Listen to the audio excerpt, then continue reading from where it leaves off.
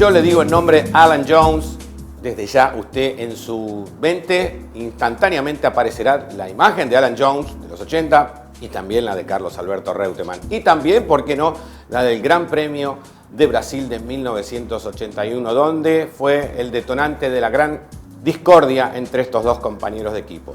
En esta entrevista que vamos a ver ahora, que realizó Tom Clarkson, un famoso periodista de la Fórmula 1, Alan Jones le cuenta a Clarkson, a través de una pregunta que este le ha hecho, sobre la relación que ha tenido con Carlos Alberto Reutemann y cuándo fue el momento de la detonación de esa, no digamos amistad, pero por lo menos esa buena relación que venían teniendo. Escuche muy atentamente los detalles que dice Alan Jones muchos años después, porque esta entrevista que vamos a ver ahora ha sido hace unos meses, donde cuenta qué ocurrió desde el Gran Premio de Brasil en adelante y también qué pensaba él, cómo no lo encaró a Carlos Reutemann y qué pensaba de lo ocurrido nada menos que Frank Williams. Lo vemos.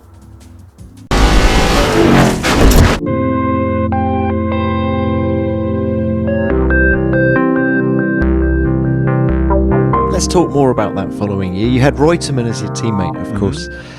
Actually, let's talk about that Reutemann relationship and how it evolved. And, I mean, spiky, I think we could call it that, couldn't we? Well, it didn't start off that way. I mean, at the end of the day, Carlos was just another teammate. I didn't have any perceived or preconceived ideas about him. You know, How was your relationship when you weren't teammates prior to him coming to Williams? Oh, well, my relationship with most drivers was pretty vague. I never really used to socialise with any of them, and never. I mean, apart from sort of getting on the odd bus to go somewhere with all the other drivers. Or maybe if you were staying at a hotel on a test day, like a non-racing weekend, where you might bump into them at breakfast or something. Would you sit with them? No, preferably not. I just wanted to do my own thing. You know, I didn't want to let my guard down in any way. And I used to. Do you regret that in hindsight? No, not at all. I'd have breakfast with Jody. I got on okay with Jody. Ronnie was a lovely bloke. I got on all right with him, but the rest of them, really, I couldn't give two shits about, to be honest with you. Because they were enemies, effectively. Well, they were just things that had to be passed, and that was it. Things. Yeah. And I just took the personality out of it completely. Yeah. I didn't say, "Oh, here comes such and such. I've got to get past him." It was just a thing that was on the circuit that had to be passed at all costs. So why and when did it break down so badly with Carlos? Well, I tell you, it was very simple. Frank had laid out a deal whereby, and it was Frank's idea, not mine, and quite rightly, when you look at it, he said, "I'm not paying for two cars travel halfway around the world to be comfortably in the lead, and have the two drivers take each other out." So he brought up a set of rules which I thought would never come into play, because I think that we had to be more than 10 seconds in front of whoever was third. We had to be less than a second apart from one another. So there was all these sort of criterias that had to be met. And I thought, well, that's pretty unlikely. That probably won't happen. Did he lay down the law at the start of the season? At the start. Right. Well, no, Carlos signed the contract. It was in his contract. It was in his contract, and he signed it. This is the thing that upset me. And your contract? No, it wasn't in my contract, but it didn't have to be because it was in his. And he told me that what he'd put in Carlos's contract, so that was good enough for me. I just said, right, well, if he's put that in his contract and Carlos has signed it, well, that's the deal. And then we went to the first race, which was Long Beach, and Carlos had been on the major fitness campaign and eating raw meat and Christ knows what, and he was going to come back with a vengeance. And he was leading and went wide, and in doing so I zipped down the inside of him and actually won the race.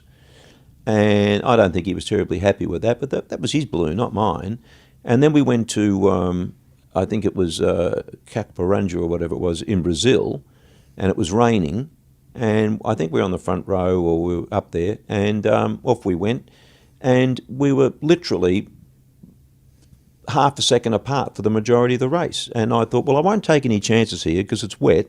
But I go up the inside of him, lock a wheel up, or he comes on me, we're going to hit and have each other off, which is exactly what Frank didn't want.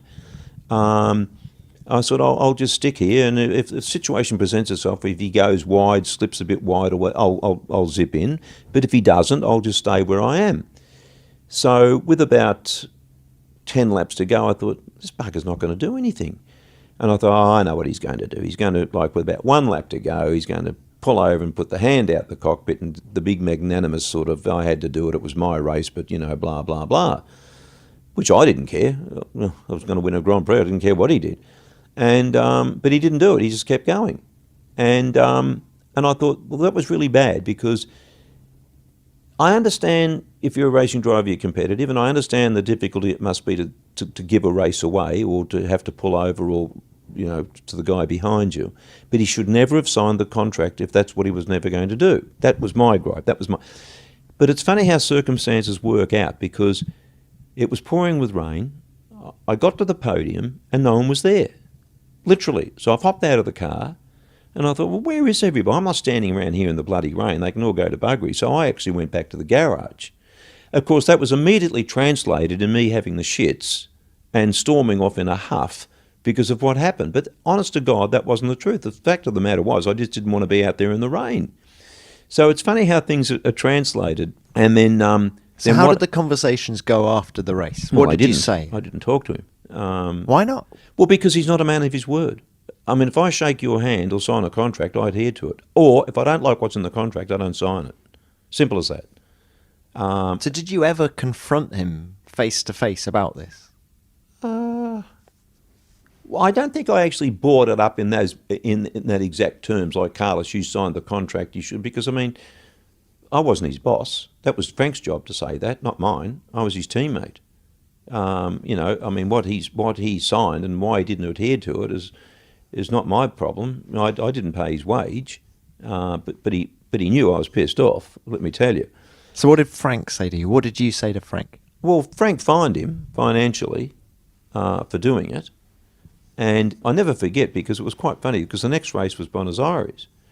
And I had to have a police escort from the airport to the hotel, basically. You're a marked man, I guess. Well, taxi drivers were going past giving me the bird, and Christ knows what. And then even when I went to the first practice session at the circuit, the bloody marshals were giving me the bird.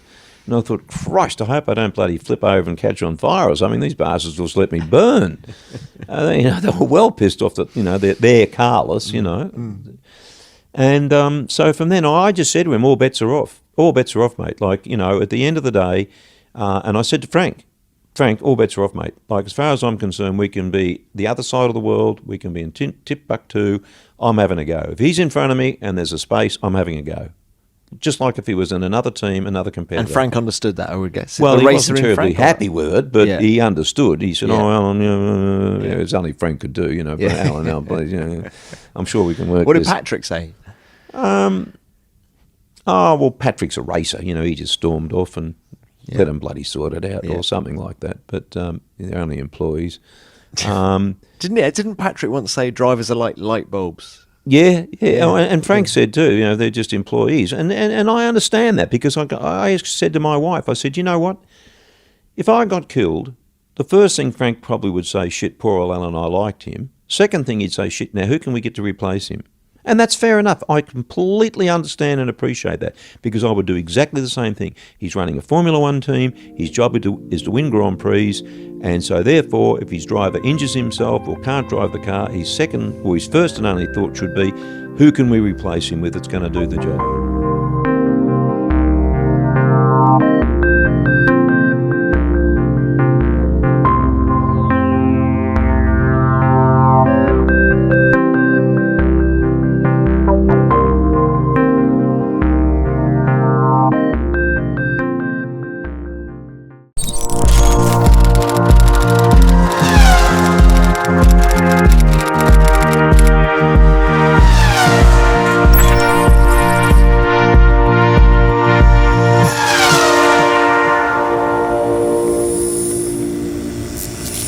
Muy bien, ya estamos terminando y al final del programa nos quedan algunas pequeñas conclusiones de lo que acabamos de escuchar. A Alan Jones hablando de Carlos Reutemann y de la temporada 81. En algunos casos particularmente tengo que decir que es la primera vez que lo escucho a Jones hablando de Carlos Reutemann en esos términos sobre lo ocurrido en el Gran Premio de Brasil del 81. Y también me sorprende que un piloto de Fórmula 1 interprete que los otros pilotos sean, como lo dijo él, entre comillas, cosas a las que había que pasar.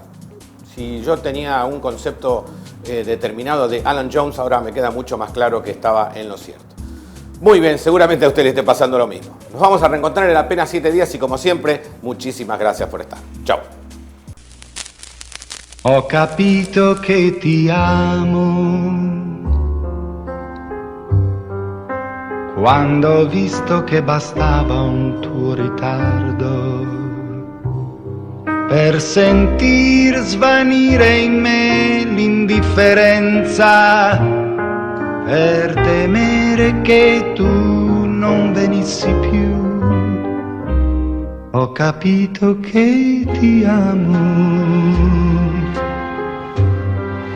quando ho visto che bastava una tua frase